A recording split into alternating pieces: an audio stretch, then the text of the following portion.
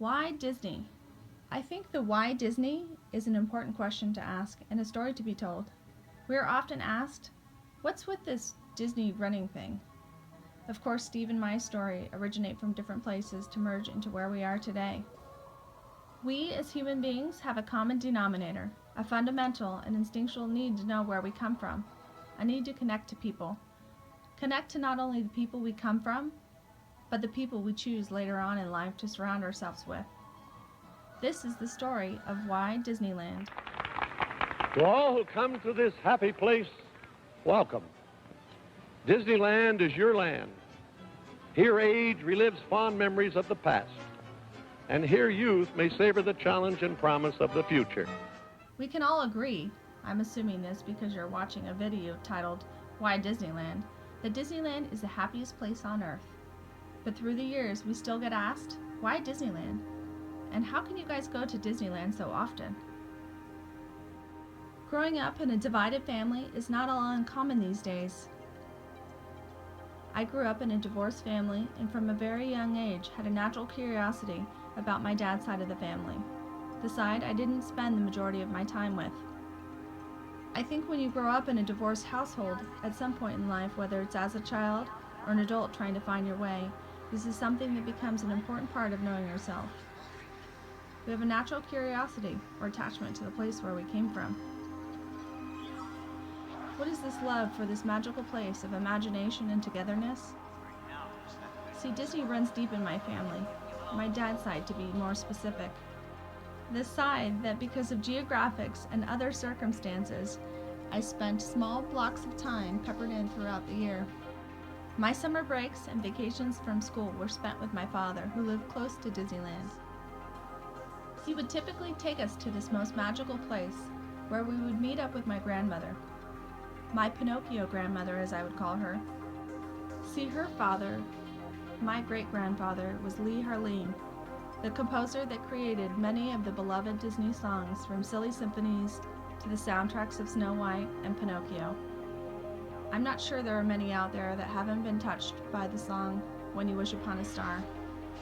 This song seemed to bond my family. When I would hear this song in the parks, I was in total awe of my family history. The music, a talent I lack but always seem to glom onto. It draws us in and taps into dreams and emotions little else can. Christmas at my Pinocchio grandmother's house were filled, stuffed in every corner of her house with Pinocchio memorabilia.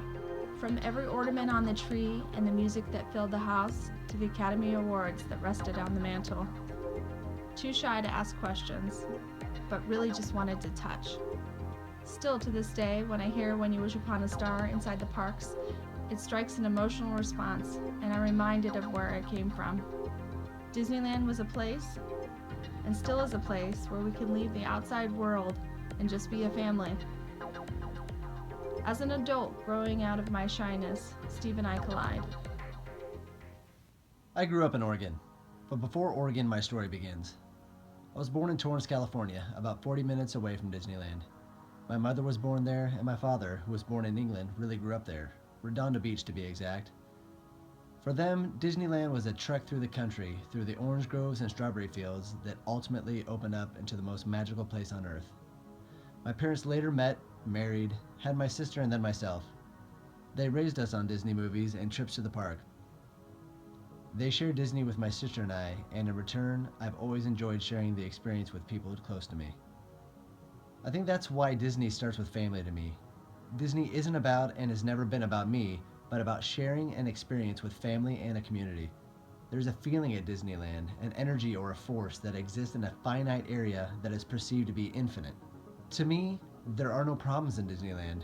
There's no class, no race, no inequalities. But instead, there's magic, imagination, and wonder. There's equality. You can see a child meeting Mickey Mouse, and an adult waiting in line with the same excitement to meet Mickey. Disneyland isn't defined in a book or on a plaque. There are no rules or no boundaries. There's no right or wrong way to experience it. We're all just kids there.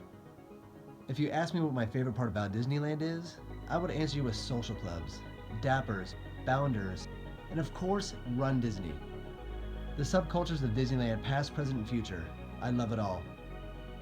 Disneyland brings us all together, and even though we can be different in some ways, we are all the same in that infinite world.